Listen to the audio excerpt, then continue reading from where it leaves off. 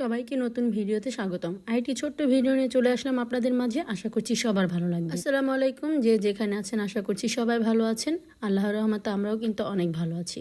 সকালবেলায় চলে এসেছি আপনাদের সাথে নাস্তার ভিডিওটা শেয়ার করার জন্য। আজকে সকাল থেকে দুপুর পর্যন্ত কি কি কাজ করলাম সেগুলো আপনাদের সাথে শেয়ার করব। সকালে ঘুম থেকে উঠে ফ্রেশ হয়েছি, একটু হাঁটাহাঁটি করেছি, এরপর চলে এসেছি রান্নাঘরে। সকালে নাস্তা তৈরি করব, সেই জন্য আজকে ভাজি কেটে নিচ্ছি। আর আজকে রান্না করব ধুন্দুল আর আলু দিয়ে একটা ভাজি, সাথে থাকবে আটার রুটি। রুটি দিয়ে এই ভাজিটা খেতে আমার কাছে বেশ ভালো লাগে। এই তো আমি বেশ অনেকগুলো ধুন্দুল কেটে নিয়েছি, এখন আলুগুলো কেটে নিচ্ছি। সকালের নাস্তা আমরা বেশিরভাগই রুটি আর ভাজি করে থাকি, আর মাঝে মধ্যে আবার বিভিন্ন ধরনের ভর্তা ভাতও করে থাকি। কয়েকদিন রুটি খেলে কিন্তু অনেকটা সময় আবার ভাত খেতে ইচ্ছা করে, তখন আমরা ভর্তা ভাত তৈরি করি। এই তো ধুন্দুল আর আলুগুলো কেটে নিয়েছি, এখন আমি ভাজিটা বসিয়ে দিলাম। প্রথমে ভাজিটা লবণ দিয়ে একটু ভাপ দিয়ে নেব, এরপর বাগার দিয়ে দিব। ধুন্দুল দিয়ে আলু দিয়ে ভাজি করলে কিন্তু রুটি দিয়ে খেতে বেশ ভালো লাগে। ধুন্দুল একটা মিষ্টি সবজি, এই সবজিটা আমার কাছে বেশ ভালো লাগে। মাছের ঝোলও ভালো লাগে, আবার ভাজি করলেও ভালো লাগে। ধুন্দুল দিয়ে আমরা বিভিন্ন আইটেমের রান্না করে থাকি। ধুন্দুলের ভর্তা ভুনা করি, ভাজি করি, মাছের ঝোল রান্না করি, আবার অনেক সময় শুটকি দিয়েও রান্না করি। ধুন্দুলগুলো কিন্তু আমার ভাপ দেওয়া হয়ে গিয়েছে, এখন আমি ধুন্দুলগুলো বাগার দিয়ে দিব। এখানে পেঁয়াজ কাঁচামরিচ তেলের মধ্যে দিয়ে দিলাম, এগুলো ভালো করে ভেজে নেব, তারপর ভাজিটা বাগার দিয়ে দেব। আর এই ভাজিটা করতে তেমন সময় লাগে না, 10 থেকে 15 মিনিটের মধ্যে ভাজিটা রেডি হয়ে যায়। এরপর আমি আবার রুটি বানানো শুরু করে দেব। রুটি বানানোর জন্য এখানে পানি বসিয়ে দিয়েছি, আটা সিদ্ধ করব। আর এখানে কিন্তু ভাজিটা বাগার দিয়ে নিচ্ছি।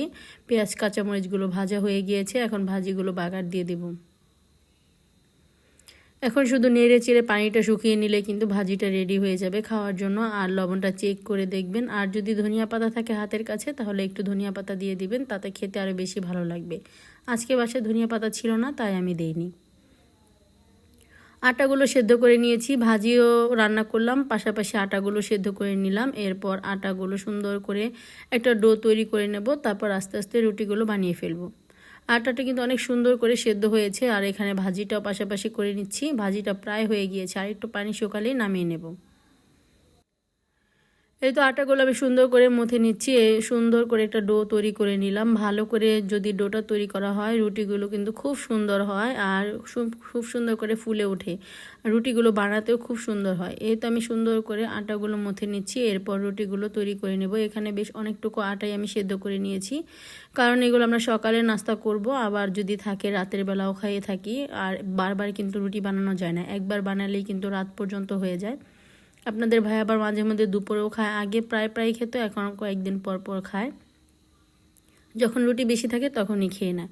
এই তো আমি এখন একটা একটা করে সবগুলো রুটি বানিয়ে নেব। আর আমার যা আবার উপরে যে টুকিটাকি কাজ আছে সেগুলো সেরে আসবে, ও আবার রুটিগুলো সেঁকে নেবে। এই তো আমি রুটি বানিয়ে দিচ্ছি, আর আমার যা কিন্তু পাশে এখানে চুলা আবার রুটিগুলো ভেজে নিচ্ছে। আর রুটি ভাজাও কিন্তু ঝামেলার আছে, আগুনের পাড়ে থাকতে হয়। কোনো কাজই সহজ না, যে যেই কাজ করুক তার কাছে সেই কাজটাই কিন্তু অনেক কঠিন হয়ে থাকে।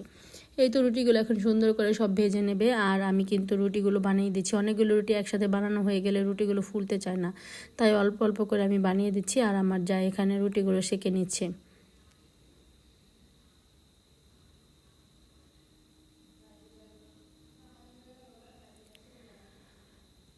সবগুলো রুটি প্রায় বানানো হয়ে গিয়েছে, ভাজা হয়ে যাচ্ছে, প্রায় কয়েকটা আর বাকি আছে। এই রুটিগুলো ভাজা হলেই কিন্তু হয়ে যাবে।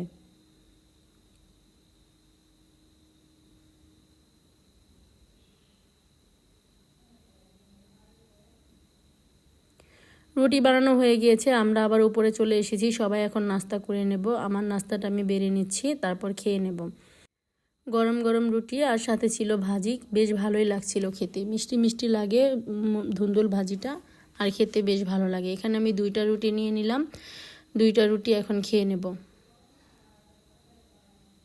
আমার এই ছোট ছোট ভিডিওগুলো যদি আপনাদের কাছে ভালো লেগে থাকে অবশ্যই আমার ইউটিউব চ্যানেলটা সাবস্ক্রাইব করে দিবেন, আর সাবস্ক্রাইব করা হলে পাশে থাকা ছোট্ট বেল আইকনটি প্রেস করে দিবেন।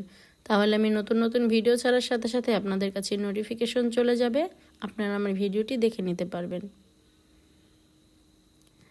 নাস্তা খাওয়া শেষ হয়ে গিয়েছে, এরপর চলে এসেছি দুপুরে রান্নাবান্নার আয়োজন করতে। আজকে যা যা রান্না করব সেগুলি এখন ভিজিয়ে নিতে হবে। আজকে পাঙাশ মাছ রান্না করব, সেজন্য মাছটা ভিজিয়ে নিচ্ছি।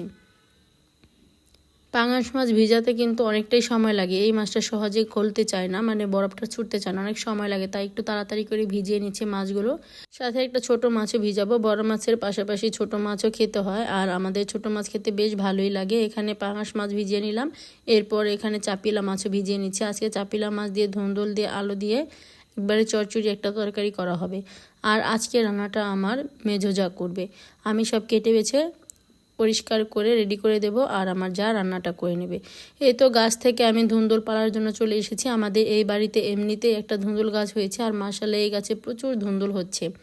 কয়েকদিন পরপরই অনেকগুলো করে ধুন্দুল পাড়া হচ্ছে। আজকে 2টা ধুন্দুল পেরে নিয়ে যাব।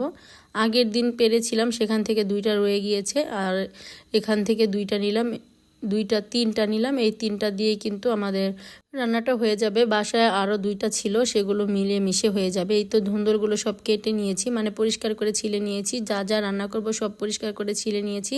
এখন ভালো করে ধুয়ে তারপর কেটে নেব।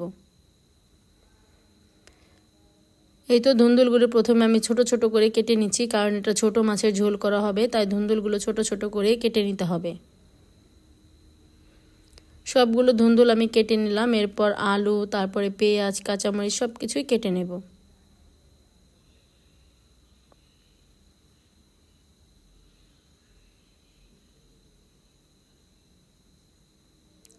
এই তো কাটা বাছা হয়ে গিয়েছে, আমার সব কিছু রেডি। এখন আমার যাকে দিয়ে দিবে এগুলো রান্না করার জন্য, আর আমি ঘর দোর যেগুলো পরিষ্কার করার করে নেব। কারণ সকালবেলা আমাদের কাজের খালা এসে ঘর বাড়ি সব পরিষ্কার করে দিয়ে যায়। নিচের রুমটা ঝাড়ু দিতে হবে, আর নিচে নামার যে সিঁড়িটা ময়লা হয়ে গিয়েছে, এই সিঁড়িটা পরিষ্কার করে নিচ্ছি। এগুলো আবার আপা অনেক দিন পর পর পরিষ্কার করে, মানে উপরের তালাটায় প্রতিদিন পরিষ্কার করে দিয়ে যায়, আর নিচ তালাটা 4-5 দিন পর পর পরিষ্কার করে। তাই আমরা যখন সময় পাই তখন পরিষ্কার করে নিই। এখন সিঁড়িগুলো সুন্দর করে আমি ঝাড়ু দিয়ে দেব। তারপরে উপরে যে খাওয়া দাওয়া করেছে, টেবিলটা কিন্তু নোংরা হয়ে গিয়েছে সকালে খাওয়ার পর, সেটাও গুছানো হয়নি। এখন উপরের টেবিলটা সুন্দর করে গুছিয়ে নেব। এরপর আবার আমার যা রান্না করছে সেখানে যদি কোনো দরকার হয়, সেখানে আবার যেয়ে দেখব, কোনো কিছু দরকার হলে তাকে দিয়ে আসব। কারণ কাটাকাটির পরে তেমন কাজ থাকে না আমাদের ঘরে, টুকিটাকি যে কাজগুলো থাকে সেগুলো করে আমরা রান্না বান্না সব কিছু আনা নেওয়া করতে হয়। যে রান্না করে সে তো রান্নাই করে, আর যে না রান্না করে সে কিন্তু সব খাবার দাবার উপরে নিয়ে আসে। টেবিলটা সুন্দর করে পরিষ্কার করে নিলাম। এরপর দুপুরে রান্নাবান্না হয়ে গেলে সব টেবিলে এনে গুছিয়ে রাখবো। এই তো নিচে এসে দেখি আমার যা ছোট মাছ বসিয়ে দিয়েছে। ছোট মাছ আরেকটু ঝোল শুকিয়ে নামিয়ে নেবে। আমার জায়ের হাতের রান্না কিন্তু বেশ মজা। আমি যেভাবে রান্না করি সে কিন্তু আমারটা দেখে দেখে সেভাবে রান্না করে, আর খেতে বেশ ভালোই লাগে। আমার রান্না আর আমার জায়ের রান্না কোনো তফাৎ পাওয়া যায় না, কারণ আমি যেভাবে রান্না করি সেও কিন্তু আমার মতোই রান্না করে। আর এখানে ডাল হয়ে যাচ্ছে, ডাল রান্না করবে, পাঙাশ মাছ রান্না করবে আলু দিয়ে, আর সাথে থাকবে ছোট মাছের চচ্চড়ি। রান্নাবান্না সব শেষ, এখন ওপরে নিয়ে চলে এসেছি। এই তো ভাত, গরম গরম ভাত, আর সাথে ছিল ডাল, মাছের ঝোল, আর ছিল ছোট মাছের চচ্চড়ি। এখন দুপুরের খাবার সবাই একসাথে খেয়ে নেব।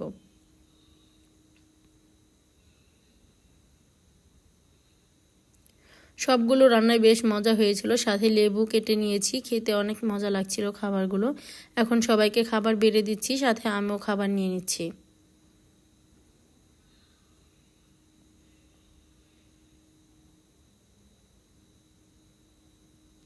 আজকে এই পর্যন্তই। আগামী ব্লগ দেখার আমন্ত্রণ জানিয়ে আজকে এখানেই বিদায় নিচ্ছি। সবাই সুস্থ থাকবেন, ভালো থাকবেন। আল্লাহ হাফিজ। আসসালামু আলাইকুম।